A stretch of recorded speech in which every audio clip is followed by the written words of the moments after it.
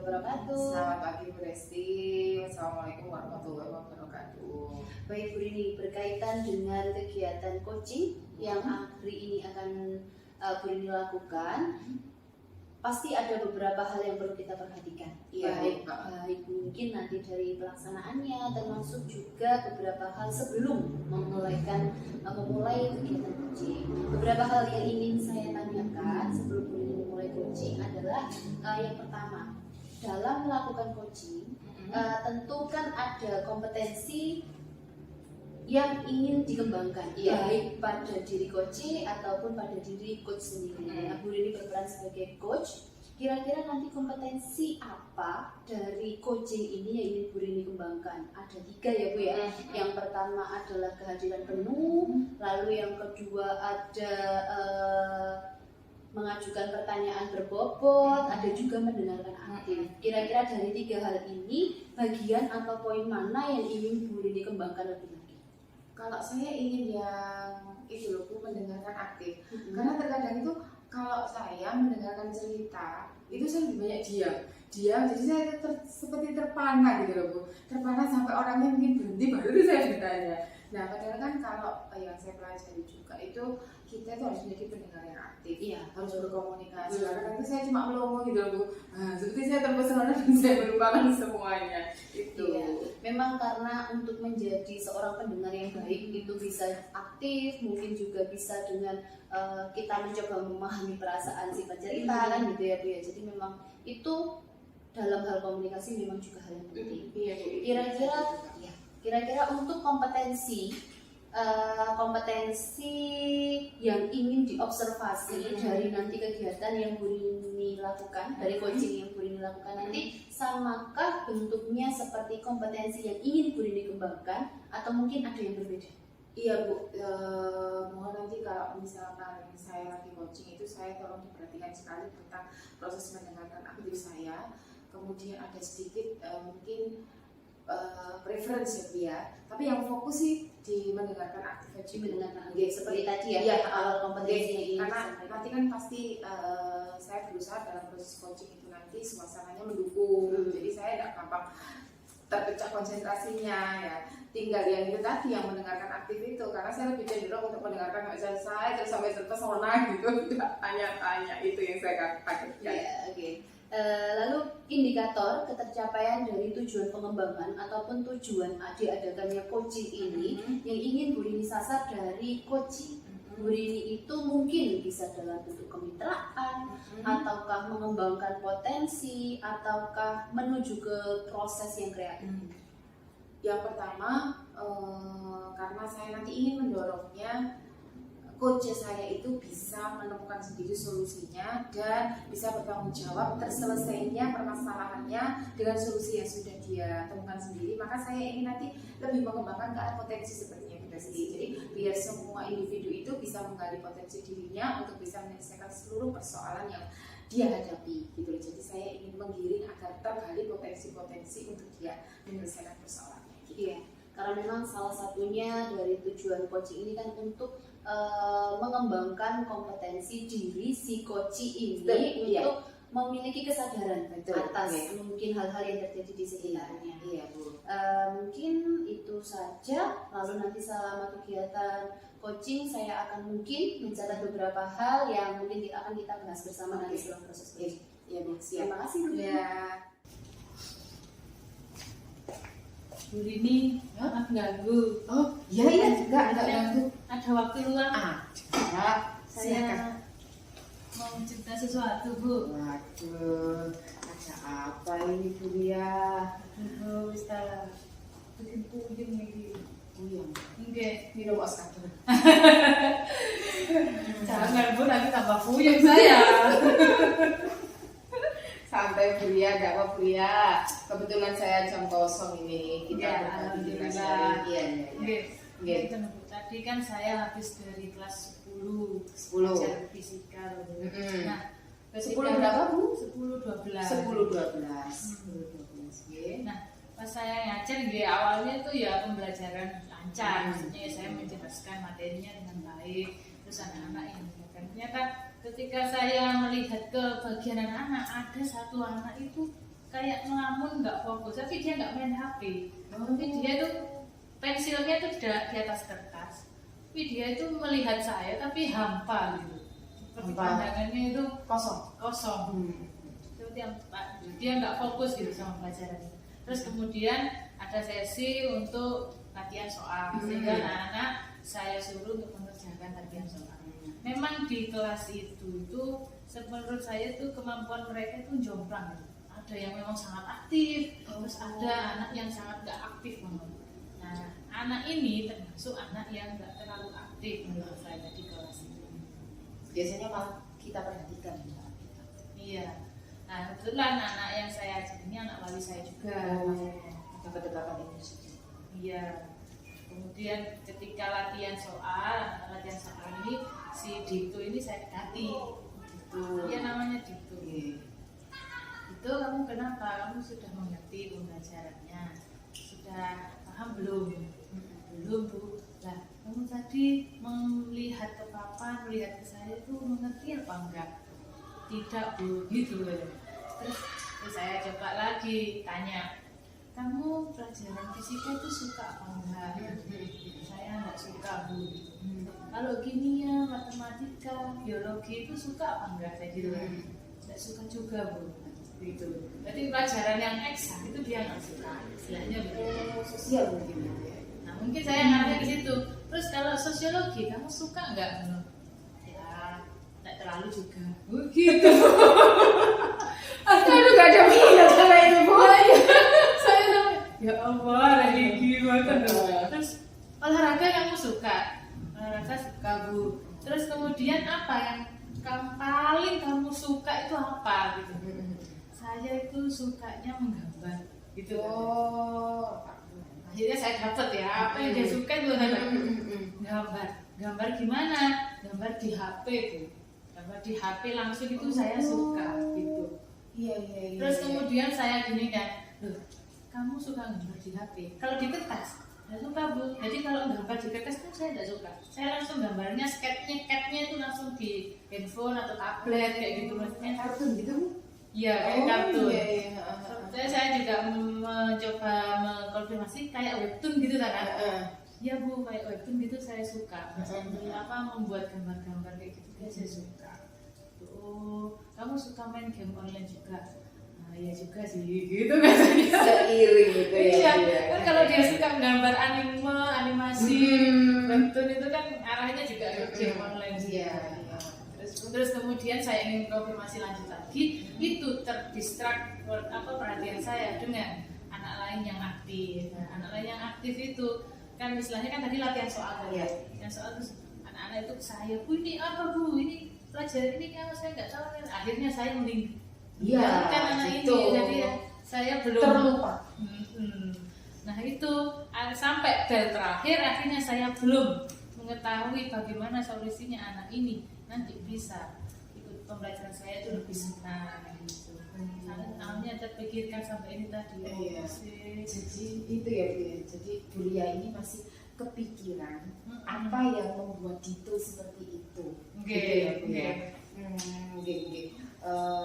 Karena sebagai seorang ibu wali kelas yang baik bertanggung jawab, secara otomatis kita nggak bisa membiarkan anak-anak seperti itu tanpa kita tangani cepat ya Bu ya. Iya. Karena bahaya soalnya nanti tadi dia nggak suka eksak, Iya.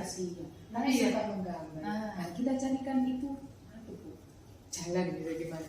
Terus saya juga sudah coba sih Bu tanya ke guru yang matematika, guru yang kimia.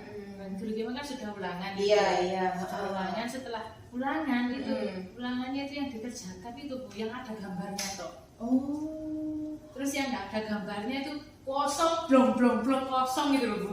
Ya, apa ini kita memajukan anak kayak gitu. Terus yang matematika itu dia yang nggak bisa belas. Tapi dia bisa nggak Bu tapi kalau mengganggu temannya enggak ya? Enggak, dia lebih prefer untuk diem di pojokan atau diem di tempat duduknya dia lah. Kan tempat duduknya itu kan diajak terus setiap hari. Kebetulan dia belum pernah sih ke bagian di depan itu. Pernah paling ya nomor 3 di depan. Dia tetap dia di situ. kayak dia tuh present hadir, tapi nggak tahu pikirannya itu loh kemana.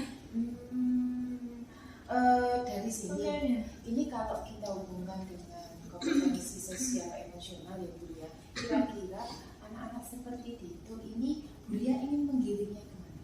Kira-kira.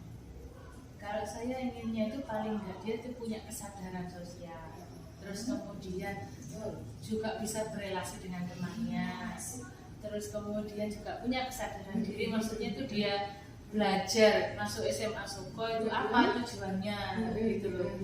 Kalau dia seperti ini nanti takutnya itu nanti ngaruh sama masa depannya nanti. Jadi di situ ya Bu ya, jadi sudah punya targetnya. Dari KSE yang sudah menjadi target beliau tadi, kira-kira si Dito ini ada pada level berapa Ibu? Kalau kita ibaratkan levelnya 1 sampai 10 dengan kondisi Dito yang seperti itu, KSE yang ingin Bu Lia capai seperti itu, kira-kira Dito ini ada di poin berapa? Kalau menurut saya dia ini ada di poin 3 menurut saya. Wah, jauh ya Bu ya? Iya, soalnya dia kayak menyendiri gitu loh Bu. Pasti kan kesadaran dirinya kurang, kesadaran sosialnya kurang, Relasi juga nggak relasi ada. juga kurang. Kalau relasi Bagaimana dengan tanggung jawab? ya, nanti? betul, setuju, sip sekali. Nah, kira-kira Bu Lia punya apa ya, bayangan apa agar dari nilai yang segitu itu bisa memenuhi keinginannya Bu Lia? Agar paling tidak demi masa depannya dia lagi. Kira-kira Bu Lia punya Saya apa ya? meningkatkan KSE-nya itu paling nggak ke angka 6 atau 7 gitu. Itu wis maksimal menurut Dengan saya. cara yang bagaimana? Atau kalau bisa 8 Oh, ya. sip. Insya Allah dari apa ya berarti? Aduh, Excellent ya Bu ya. dari 3 ya Bu. Heeh. Ini cobalah ke Iya. 6 atau 7 Oke, dulu. dari 6 ke 7 itu kira-kira rencana beliau bagaimana ya? Mungkin ada solusi-solusi yang Saya sih ingin itu nyoba bicara lagi kan sama si anak ini dari kan, kognisi karena ya. tadi kita komunikasinya masih kurang. Hanya saya juga ingin tahu bagaimana rencana kedepannya si anak ini, maksudnya sekolah nanti ingin sekolah kemana, terus lanjutkan kemana gitu kan, supaya dia nanti bisa punya planning gimana nanti kedepannya. Terus saya juga pengennya itu bicara sama dia itu nanti supaya di pembelajaran fisika, pembelajaran saya paling tidak itu dia sudah mulai aktif, kembali mengikuti. Terus misalkan dia memang nggak bisa sama sekali, itu paling nggak kan akhirnya bisa sedikit gitu loh. Selain komunikasi dengan siswanya, secara mungkin Bu Lia punya trik lagi mungkin? Saya juga pengen komunikasi sama kedua orang tuanya sih. Oke ya. Yang saya tahu si anak ini adalah adik salah satu siswa kelas 12. Oh gitu. Nah, kalau anak yang kelas 12 ini dia juga aktif ya kita. Oh beda dengan Beda. adiknya ya Bu ya. Cuman yang saya tahu itu di orang tua si ibu sama bapak itu, maksudnya ibunya ini bukan ibu kandung. Oh Itu ibu. Nah, yang itu dari si kakak, yang Oh, tahunya iya. dari si kakak ini. Nah, tapi untuk si yang itu ini dia itu dari si ibu atau dari si bapak itu yang saya belum tahu. Jadi makanya ingin mengulas kembali bagaimana anak ini di keluarga dan bagaimana keaktifannya di keluarga. Jadi Bu Lia punya bayangan ya, sesuatu yang terjadi di keluarga itu pastilah memberikan dampak ya ke yang bersangkutan. Mungkin ada lagi mungkin Bu Lia komunikasi dengan siapa gitu mungkin yang bisa menurut saya sih lebih ke komunikasi lebih sering ke anak sama anak ini sih. anaknya ya. Iya. Dari pihak sekolah mungkin ada yang bisa di Nanti ya ingin coba juga komunikasi kan, karena saya kok malasnya ya sing guru BK-nya ajak kerja sama si guru BK agar bisa menghandle, maksudnya bisa memberikan semangat anak ini untuk bisa belajar di sekolah. paling tidak target yang 7 itu tadi terpenuhi ya Bu Lia ya. Kalau sudah target itu sudah punya target Bu Lia terhadap si Dito ini Ya. Dari target itu kira-kira Bu ya sudah punya batasan berapa? Saya harus apa gitu. Kalau saya ingin segera menerapkan itu ini belum ke karakter si Dito. Jadi, di pembelajaran fisika ini kan dia suka gambar gitu. Oh iya, gambar. Saya inginnya itu nanti di pembelajaran fisika saya coba itu pakai pembelajaran materinya materi vektor. Saya ingin mengajak anak-anak itu lab virtual. Apa itu praktikum lab virtual. Jadi menganalisa vektor dengan lab virtual. Lab virtual ini bisa diakses pakai handphone, iPhone, iPad, atau tablet atau laptop. Nah, kan itu gambar-gambar digital yang benar-benar. Mungkin dari sini si anak ini tadi nanti bisa menyukai pembelajaran fisikanya. Maksudnya dari pembelajaran IPA tadi semuanya dia kurang, nanti di fisika ini dia bisa akhirnya senang gitu loh dengan fisika karena saya buat lab virtual ini. Berarti Bu Lia ini sudah menerapkan proses pembelajaran berdiferensiasi ya. Proses dan kontennya sudah Bu Lia punya bayangan anak-anak harus seperti ini ya Bu Lia. Sip Bu Lia. Oke. Berarti yang jelas memfasilitasi lagi ya Bu Lia ya, agar semua anak bisa terakomodasi dengan baik untuk proses pembelajarannya. Jadi tidak ada anak yang tertinggal gitu ya Bu Lia ya. Apalagi bakat-bakat seperti itu bakat-bakat yang jarang loh Bu. Itu nggak bisa dipaksa Bu, itu benar-benar alami. Cuma ya itu tadi ya tinggal dikembangkan KSI-nya ya Bu ya. Oke. Jadi saya yakin dan Bu Lia seperti ini kalau sudah berkomunikasi gini gimana Bu rasanya? Kita sudah sering berbagi gini, apalagi Bu Lia menemukan sendiri kan solusinya. Iya. Ya, alhamdulillah Bu, saya jadi kayak lega gitu. Terus awalnya tadi saya suntuk ini ya apa caranya, terus saya jadi merasa lega, terus bisa menemukan solusi yang tepat. Paling tidak ya memang pasti butuh waktu untuk bisa membuat si anak ini KSI-nya jadi lebih meningkat. Tidak hanya di pelajaran tapi nanti kayak kesadaran dirinya, kesadaran sosialnya itu bisa lebih baik lah dari sebelumnya. Pasti butuh waktu. Nanti insya Allah saya akan tetap berusaha mendampingin anak ini dan bisa jadi pribadi yang lebih baik. Oke, sip. Dan tetap semangat ya Bu Lia ya. Saya semangat. Semangat saya juga. Jadi saya tunggu loh Bu Lia kabar berikutnya. Karena ini menarik sekali anak ini ya. Ya saya yakin di balik segala kekurangan dan kelebihannya dia pasti, kalau kita pegang bakat minatnya, dia pasti akan menjadi orang yang hebat.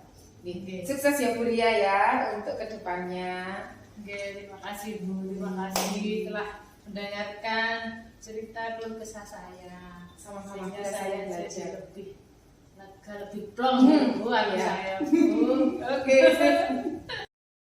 Oke Bu Rini, tadi sudah ya proses coachingnya bersama dengan Bu Ria. Saya loh yang di sini udah tertarik Bu. Makanya saya sampai wah ceritanya menarik banget ya Bu. Iya, gitu.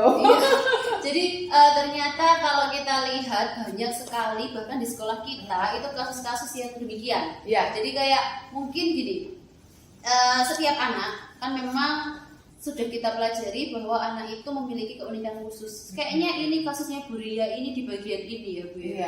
Uniknya si siswa ini tadi tidak sama dengan teman-temannya. Menemukan bakat terpendam. Betul gitu. Yang tidak sengaja. Akhirnya yang kita awalnya mikir anak ini nggak bisa ini, nggak bisa ini, ternyata dia bisa di hal lain. Nah itu yang perlu kita perhatikan sebagai seorang pendidik ini gitu ya. Akhirnya seperti tabula rasa ya Bu ya. Jadi sebenarnya ilmu-ilmu yang sudah kita pelajari itu ternyata bermanfaat ya. Sangat bermanfaat ya. Nggak rugi ikut CGP ya dengan lelahnya. Oke Bu, tadi setelah melakukan coaching, tadi di awal Bu Rini menyampaikan kompetensi inti yang ingin Bu Rini tuju adalah mendengarkan aktif ya Bu ya, mendengarkan aktif betul. Jadi Bu Rini ingin menguatkan kompetensi coaching bagian mendengarkan aktif. Kira-kira bagaimana tanggapan Bu Rini tentang atau refleksi Bu Rini sendiri atas coaching yang sudah Bu Rini lakukan berkaitan dengan kompetensi tersebut? Kalau saya tadi, kalau saya merasa loh Bu ya, ini merasa saya mungkin nanti ada penilaian sendiri dari Bu Lesti.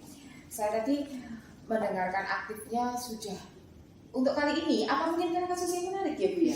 Jadi jadi saya itu nggak gelewar sama sekali gitu loh. Saya tidak keluar dari ranah, saya terpesona, bahkan saya itu membayangkan Dito ini seperti apa ya? Saya bayangkan Dito itu anaknya agak-agak sedikit kurus gitu. Jadi saya larut gitu loh. Anak kurus duduknya di belakang, mesti cenderung untuk seperti ini gitu ya. Terus karena dia hobinya menggambar gini, saya melihat ada kan guru yang suka itu dia pakai kacamata. Jadi saya punya bayangan si Dito ini berkacamata, duduk di belakang, lebih sering drosor daripada berdiri. Terus dia apa ya, kayaknya rambutnya ikal-ikal gitu. Ini kita jadi bayang-bayangkan gitu. Iya betul. Karena ekspresinya cerita kita jadi. Iya, karena coachingnya juga gimana ya, mungkin dia sudah ada kautan ya dengan cerita. Jadi dia karena sangat terlarut, saya juga jadinya juga membayangkan, wah anaknya seperti ini. Terus saya bayangkan temannya yang lain rebutan untuk menjawab dia. Jadi lebih karena ceritanya menarik, mungkin belum ada sampel cerita yang seperti itu. Jadi kita ikut membayangkan, kita ikut menelaah cerita. Iya, setuju ya kayak gitu lah. Itu jadi oke, kompetensi coaching dari Bu Rini. Lalu untuk Bu Ria sendiri, tadi Bu Rini menginginkan atau memiliki harapan harapan dari proses coaching ini, ingin Bu Ria ataupun coaching ini meningkat kompetensinya bagian meningkatkan potensi diri. Iya. Kira-kira kalau menurut Bu Rini dari proses percakapan coaching tadi, apakah hal tersebut sudah nampak? Menurut saya Bu ya, saya tadi berusaha menggiring si Bu Ria untuk bisa menemukan potensinya terutama dalam menangani anak seperti itu. Awalnya kan Bu Ria menyampaikan komunikasi seperti itu. Kemudian dari komunikasi Bu Ria ingin berkomunikasi lagi dengan orang tuanya. Nah itu kan sudah, berarti Bu Ria sudah arahnya pertama penanganan secara individu, kemudian meluas kepada orang tuanya. Karena sebenarnya kan anak itu produknya seperti apa itu pasti orang tuanya Bu ikut peran. Gak mungkin kalau orang tuanya nggak berperan. Jadi Dito seperti itu pasti ada tanda-tandanya orang tuanya seperti apa, dan Bu Ria bisa melihat itu Bu. Jadi dia bisa mendekati posisi yang dia apa ya, intinya dia itu bisa gitu loh, anak itu produk dari orang tua gitu. Dan sejak itu dari situ tadi Bu Ria, bahkan yang saya terkejut itu Bu Ria juga ingin menggandeng BK. Nah karena selama ini kan memang BK, kalau zaman dulu BK kan dalam tanda kutip ya berarti anak masuk ke BK itu adalah anak yang bermasalah. Tapi kalau ini enggak, kalau ini Bu Ria itu ingin menggandeng BK, berarti kan intinya dengan menggandeng BK kan pasti punya ilmu psikologi ya, ilmu psikologi yang bisa diterapkan ke anak-anak. Jadi saya yakin dengan potensi dari Bu Ria yang mau menggabungkan dari seluruh unsur, dari dalam, dari luar, saya yakin nanti Dito yang awalnya bukan apa-apa akan menjadi apa-apa. Itu sebagai tujuan ya. Iya, tujuan akhirnya, dan dia semangat loh Bu tadi, yakin bahwasanya dia pasti akan bisa mengirim Dito ke arah yang lebih baik. Dari tadi pengamatan yang saya mendengarkan, saya melihat baik dari ekspresinya Bu Rini yang membayangkan, dari ekspresinya Bu Ria yang menggebu-gebu menceritakan, saya ingin menyampaikan beberapa hal Bu ya, barangkali nanti bisa digunakan ataupun juga sebagai refleksi untuk saya dalam menghadapi kasus-kasus yang mungkin serupa. Dalam proses coaching ini tadi terdapat 3 kompetensi kan ya Bu, yang ingin Bu Rini tingkatkan pada awalnya adalah mendengarkan aktif, dan itu saya lihat sudah tercapai. Terlihat dari adanya umpan balik Bu Rini untuk menegaskan kembali. Jadi ternyata Bu Rini mendengarkan. Jadi seperti jadi gini ya Bu ya. Jadi menegaskan kembali ke Bu Ria apa yang sudah Bu Rini dengar. Itu selain meningkatkan mendengarkan aktif, menurut saya juga tetap membawa kondisi kita pada kehadiran penuh. Itu yang sangat penting karena proses coaching kompetensi itu tidak bisa kita tinggalkan. Sekali lagi untuk kehadiran penuh juga sudah sangat nampak. Jadi Bu Rini selalu memperhatikan wajahnya Bu Rini. Iya, sambil membayangkan situ Sambil saya. membayangkan. Baik, lalu yang ketiga mengajukan pertanyaan berbobot sudah sangat mengarahkan. Jadi Terima kasih. dari beberapa poin kata penting yang sudah Bu Ria ungkapkan tadi seperti menggambar, pentingnya menggambar bagi si murid bagi tutornya daripada mengikuti eksak ataupun sosial dan lain-lain, itu tadi sudah bisa disampaikan dengan pertanyaan berbobot yang sudah mampu mengarahkan Bu Ria untuk menemukan solusi. Sedangkan dari Alur Tirta, bagian pertama adalah tujuan. Bu Rini sudah mampu menggiring ataupun menanyakan secara langsung kira-kira apa sih yang sebenarnya ingin dituju oleh Bu Ria. Supaya apa? Nanti percakapan coaching ini nanti berarah sesuai atau menghasilkan solusi yang diinginkan. Dan itu tadi sudah sangat bagus Bu. Lalu kemudian ada identifikasi dan rencana aksi. Identifikasi cerita tadi, Bu Ria sendiri menyimpulkan bahwa permasalahan ini seperti ini. Mungkin bukan masalah sih ya, tetapi hal unik. Ya. Jadi Bu Rini mengarahkan, Bu Rini memberikan pertanyaan ataupun pernyataan pemantik agar Bu Ria semakin bisa mengidentifikasikan hal-hal dalam ceritanya yang mungkin bisa mendorong Bu Ria untuk menemukan solusi.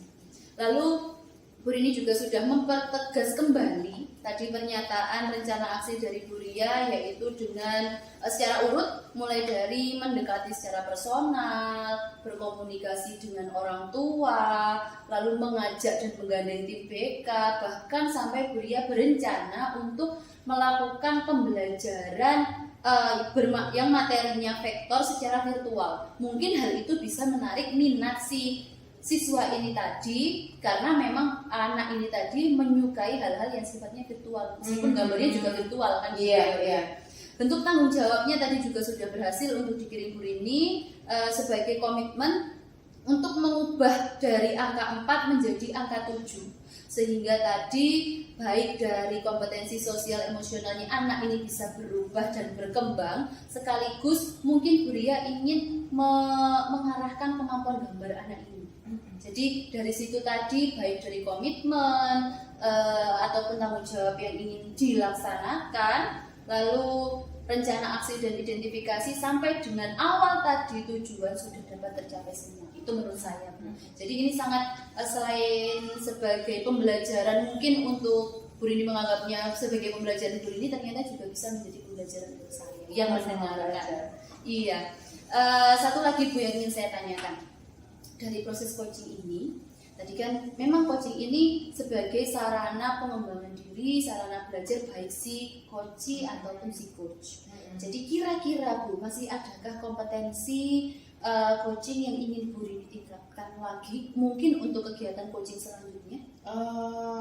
Sepertinya kalau saya ya untuk saat ini saya ingin meningkatkan itu Bu, pertanyaan saya. Mungkin saya ingin belajar bagaimana saya bisa membuat pertanyaan-pertanyaan yang lebih memancing lebih dalam terhadap suatu permasalahan yang dibuka oleh teman atau murid lain. Penting yang mau coaching sama saya ingin pertanyaan saya itu simple tapi membuat dia itu mengeluarkan seluruhnya. Nah itu ya Bu, kadangnya sulit ya. Makanya kita sama-sama belajar, sama-sama saling mengingatkan, karena nantinya tidak mungkin kita kan hidup sendiri, pasti berdampingan. Jadi itu mungkin ya Bu Rini yang bisa saya sampaikan. Terima kasih Bu. Ya, nanti kita sama-sama belajar lebih lanjut lagi. Terima Terima kasih. kasih.